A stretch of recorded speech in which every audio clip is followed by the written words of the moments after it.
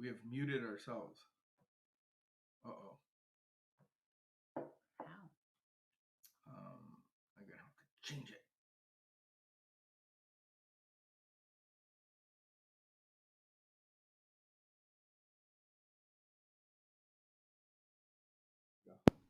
Hello. There, it worked. I didn't see it. It's working. No, just kidding. It's working. Oh no. Little changes. Oh, you want to show off your flower? No, I want to have the flowers there so that I look up there and not down. How's everybody doing today on a Monday, the 11th?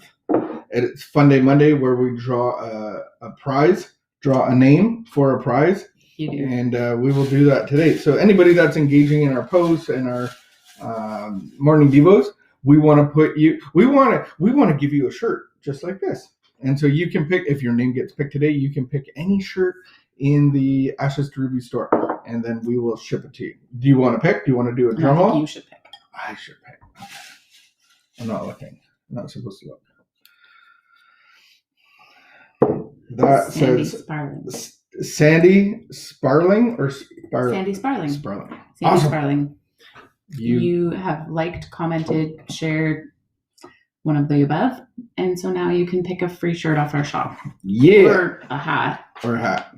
Or a six-pack of boots. Or a tank top. Or a tank top. I'm a personal fan of the tank top. top. The winter tank top. The flowy. Mm-mm. The flowy. Winter all tank right. top. I didn't have anything to ask you. I don't. How's your coffee? You made me coffee today. I did. It's a bit strong. No, it's good. It's good. All right, let's get right into it. Sure. All right. Today's the 11th. You got anything to ask me? No. Nothing? Today's the 11th. You're getting right into it. Oh my goodness. My glasses are way over there. We changed our camera angle. So I'll read. No, I'm good. Okay. I have a lot of light. This one is January 11th, letting go of guilt. What is guilt?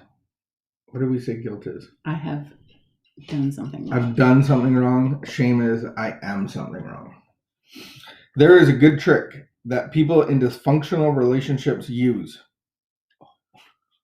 This, said one recovering woman, the other person does something inappropriate or wrong, then stands there until you feel guilty and end up apologizing. It's imperative that we stop feeling so guilty. Much of the time, the things we feel guilty about are not our issues. Another person behaves inappropriately or in some way violates our boundaries. We challenge the behavior and the person gets angry and defensive. Then we feel guilty. Guilt can prevent us from setting the boundaries that would be in our best interests and in other people's best interests. Guilt can stop us from taking healthy care of ourselves. We don't have to let others count on the fact that we'll always feel guilty. We don't have to allow ourselves to be controlled by guilt, earned or unearned. We can break through the barrier of guilt that holds us back from self-care. Push harder. We are not at fault. We are not crazy or wrong. We have the right to set boundaries and to insist on appropriate treatment. We can separate another's issue from our issues and let that person experience the consequences of his or her own behavior, including guilt. We can trust ourselves to know when our boundaries are being violated. Prayer for today. Today, I will let go of my big and little guilty feelings. Light and love are on my side and on your side. Amen. Thoughts, comments?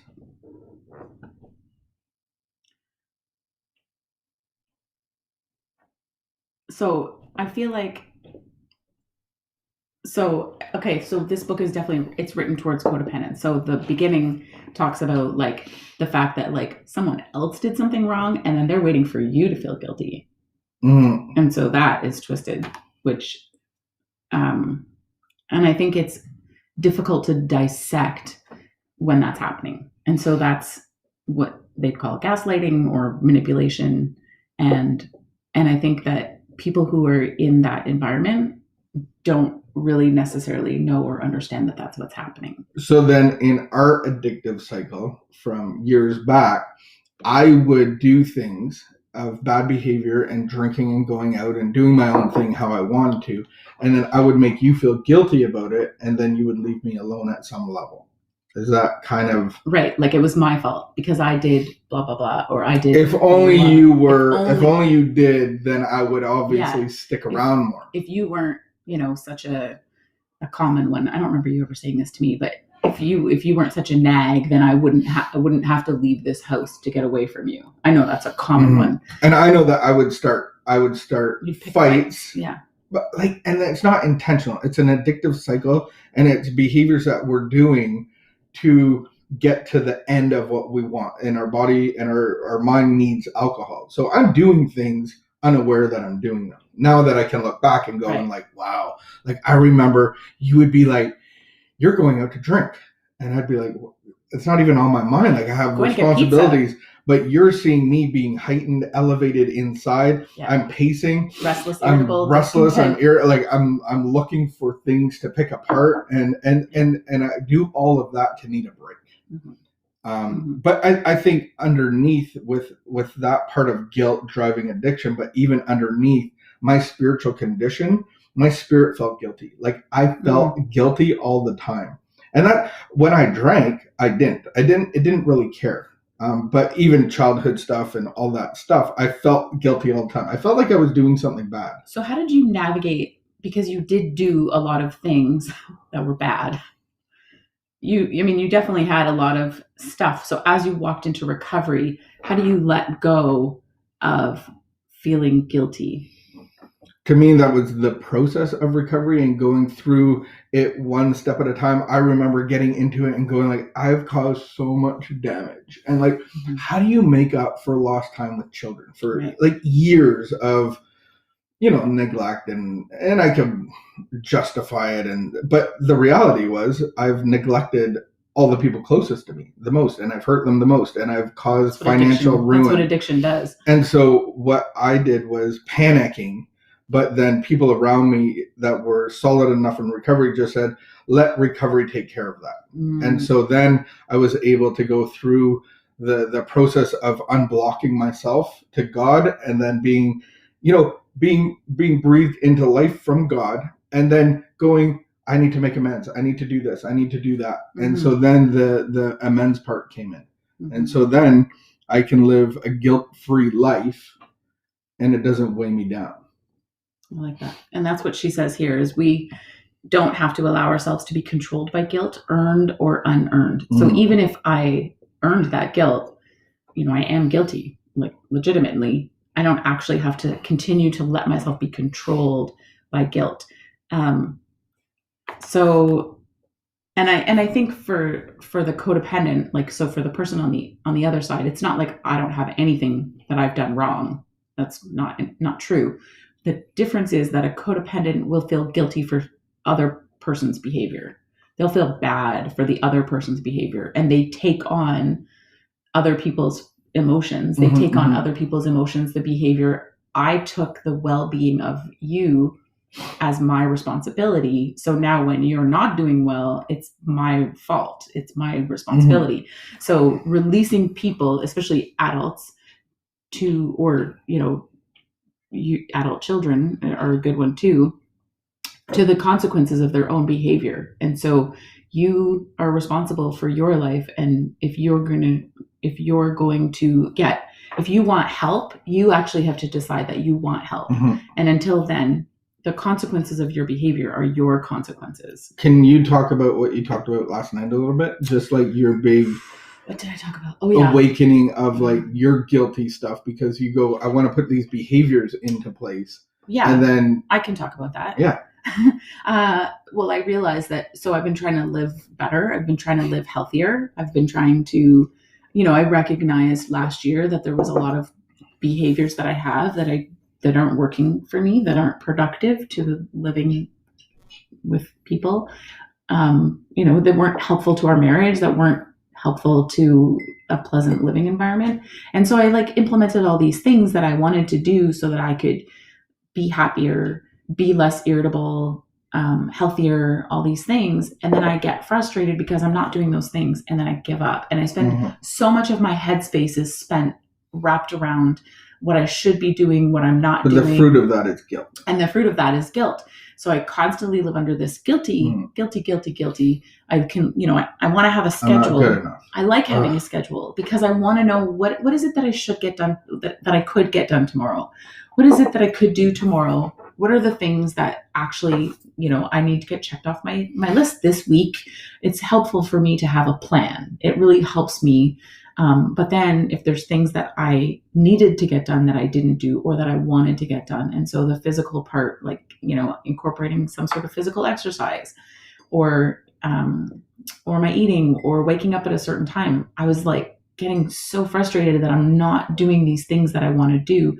And I was spending most of my time that I talked to my sponsor or talking to other people. It was all based around like what I was not doing, wanted to do, didn't do, could do, should do. And so that's all behavioral. That's all my behaviors. And I'm trying to control my behaviors. I can't control my behaviors. If I could wake up early, I would have woken up early my literal entire life. Like if I could make myself wake up early, if you could will yourself, if I could will myself to wake up and exercise, I would wake up and exercise. Just like if I could will myself to like fish, I would, because I know it's so healthy for you. And I know that I should be eating salmon. I cannot eat fish. Like I just like gag. It's so bad and it's so childish. And I tell myself like, I'm going to be a grown up and I'm going to eat this meal. I'm going to be a grown up and I'm going to get up in the morning. I can't do those things. I just want to say, I know every time we have fish, you do try a little bit and then it's always fun.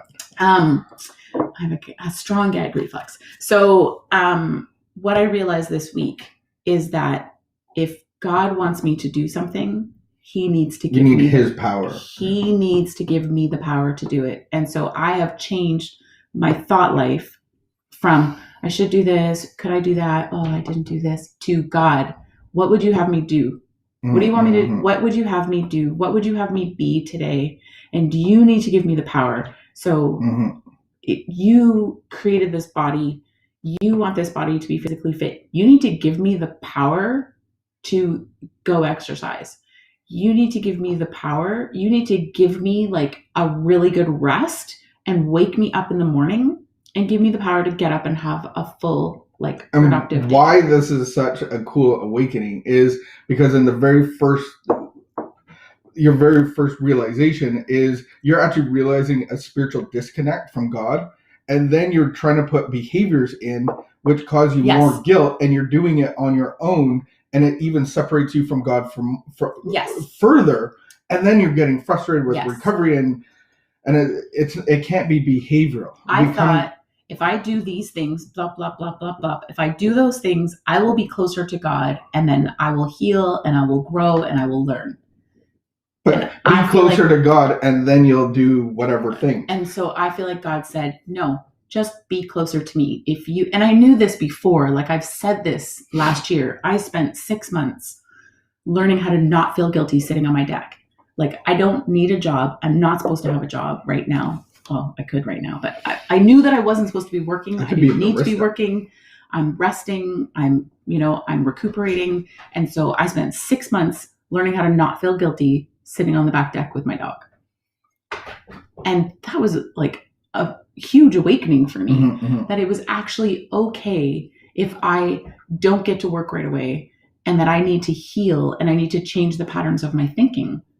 I needed to learn that I could sit quietly. Like I can sit quiet now for a long period of time without a distraction. But that took me like a year to get to. So now you're seeking God's power for your life. And you're not being motivated by your own will and your own strength, which causes you guilt. Right. And now the primary purpose behind your prayers is, how do I serve you better? Yeah. And so if serving you better... What would you have me do today? What would you have me be today? Yeah. And that's like, thy will, not mine be done. I just I try to engage God throughout the day in my conversations with myself. I have so many conversations with myself constantly. And you say it all the time, if if I talk to you the way that you talk to yourself, like, woo, you would be so, you wouldn't put up with it. It would the be way that I hurtful talk and to harmful. me, I'm so hard on myself. The way that I talk to myself is so discouraging, and so now I'm instead trying to have conversations with God. So as I catch myself in those thought patterns, I try to redirect it to God. Man, you're just crushing the thy will be done game. High five. Oh my goodness. Beautiful. All right. We are going to go about our day, and God's will be done in your life. May you be salt and light to the world around you. There is so much division and hopelessness. Man, we can't even hug people, but boy, we can pray for people. We can be led by God, and let his will be done and not ours. So we're doing Wednesday noon. Wednesday Spiritual noon. Fitness, LifeLab Recovery. We're talking about different concepts of spiritual fitness, mental, emotional fitness. Yeah. And so that's at noon Eastern time. The info's on the page here somewhere. Yeah, if you want to join, we just talk about recovery for about 30 minutes, and then we have open sharing time. So if you want to join us for that, that is a new thing we started last week, and it was really, I was really looking at you, Mark and Lydia. Mark and Lydia. All right, thanks, you guys have a great day. Wash your hands and keep it. Like, we can't even go out, so it's like, yeah, wash your hands. I have a whole commentary about that too, but I'll save that for another day. All right, I can't wait for tomorrow's commentary. I'm embracing it. Acceptance. Acceptance is the key. It's not even that. No, it's not even that. I'll tell you later this week. I can't wait. Are you going to tell me later? Oh, I'm so excited.